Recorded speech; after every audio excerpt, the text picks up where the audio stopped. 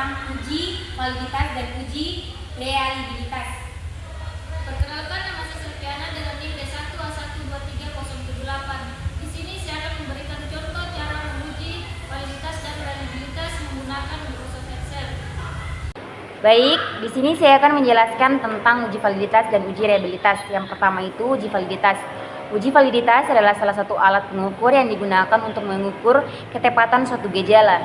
Di sini terdapat dua rumus yang digunakan dalam menguji validitas. Yang pertama itu, untuk rumus pertama yang digunakan yaitu R hitung sama dengan N sigma XY dikurang sigma X dikali sigma Y dibagi akar N dikali sigma X pangkat 2 dikurang sigma X dipangkatkan 2 dikali N dikali sigma Y pangkat 2 dikurang sigma Y dipangkatkan 2. Baik, rumus kedua yang digunakan yaitu T hitung sama dengan R akar N kurang 2 dibagi akar 1 kurang R pangkat 2. Di mana kaidah keputusan yang pertama itu jika T hitung lebih kecil dari T tabel berarti tidak valid. Yang kedua itu jika T hitung lebih besar dari T tabel berarti itu valid. Baik, yang selanjutnya itu materi kedua yang kami akan bahas yaitu uji reliabilitas. Uji reliabilitas adalah alat pengukur yang digunakan dalam perbandingan yang secara nyata sesuai dengan hasil-hasil dan keputusan yang bersumber dari subjek yang telah ditentukan. Di sini terdapat 3 metode yang digunakan, yaitu yang pertama, CAT. Baik, metode pertama yang digunakan yaitu HR20, di mana rumusnya R11 sama dengan K dibagi K kurang 1 dikali S2 dikurang sigma PQ dibagi S2.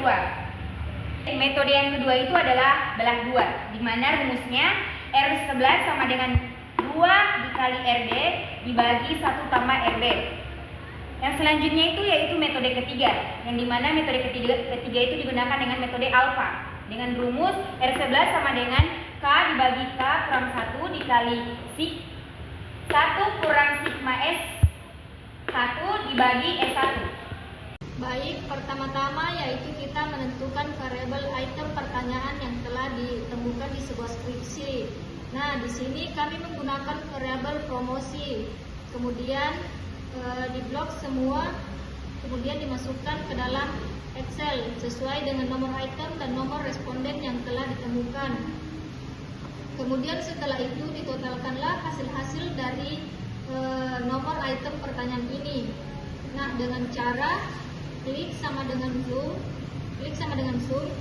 kemudian diblok semuanya masing-masing nomor item pertanyaan tersebut. Setelah itu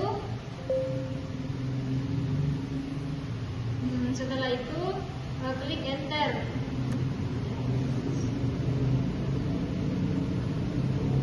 Klik sama dengan zoom, kemudian klik enter.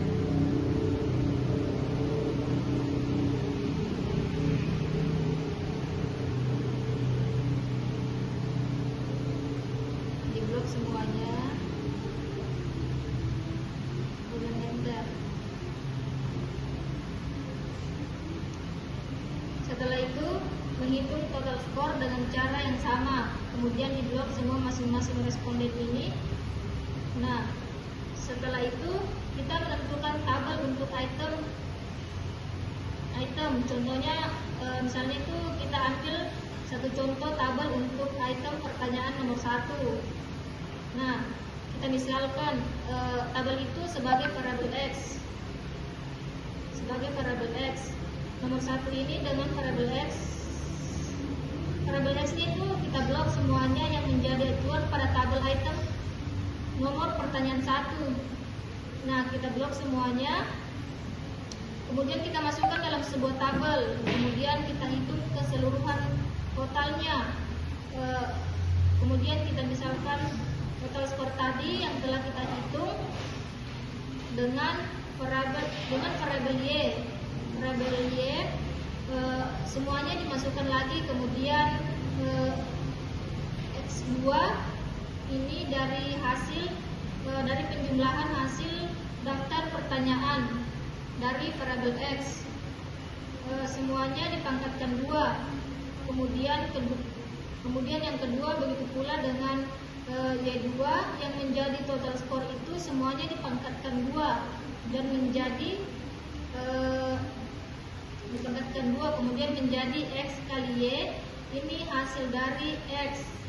Contohnya itu 5 kali 25 itu sama dengan 125, dan 4 kali 20 itu sama dengan 80. Semuanya begitu. Selanjutnya kita masukkan dalam bentuk rumus. Hal pertama yang perlu kita tentukan yaitu hitung R hitungnya. Sigma XY N dikali sigma XY dikurang sigma X dikali sigma Y dibagi dengan akar N sigma X pangkat 2 dikurang dengan sigma X dipangkatkan 2 dikali N dikali sigma XY pangkat 2 dikurang sigma Y dipangkatkan 2. Nah, yang menjadi titik acuan kita yaitu di sini dengan menggunakan rumus R hitung, yaitu pada tabel tadi, yaitu nomor item pertanyaan 1. Setelah kita mendapatkan hasilnya, kita memperoleh hasilnya yaitu sebesar 0,931. Kemudian nilainya itu dimasukkan dalam rumus T hitung yang menjadi hasil dari R atau koefisien korelasi. Dimasukkan dalam rumus T hitung, di mana rumus T hitung sama dengan R diakarkan N dikurang 2 diper dengan akar 1 dikurang R pangkat 2. Nah, diperolehlah hasil dari T hitung itu. Kemudian yang menjadi kaidah menentukan valid atau tidaknya suatu uji yaitu dengan cara jika T hitung lebih kecil dari T tabel maka dikatakan tidak valid. Sebaliknya, jika T hitung lebih besar dari T tabel maka dikatakan valid. Nah, di sini menjadi T tabel yaitu pada item ketiga acuan kita yaitu hasil dari T hitung tadi, yaitu pada kelas 1,6374 yang berada pada kelas 3 ya pada persentase 0,10, posisinya di sebelah tabel kedua. Pertama yang menjadi titik acuan yaitu pertanyaannya, kemudian dihitung total skornya. Setelah diperoleh total skornya, di sini menggunakan metode belah dua, yaitu metode ganjil dan genap. Nah, pertanyaan ganjil yaitu kami gunakan variabel 1 dan variabel 5, sedangkan item pertanyaan genap itu kami masukkan variabel 2 dan variabel 4. Nah, kemudian kami peroleh hasilnya yaitu total skor ganjil dan total skor genap, dibagilah keduanya untuk memperoleh koefisien korelasi atau R atau RB.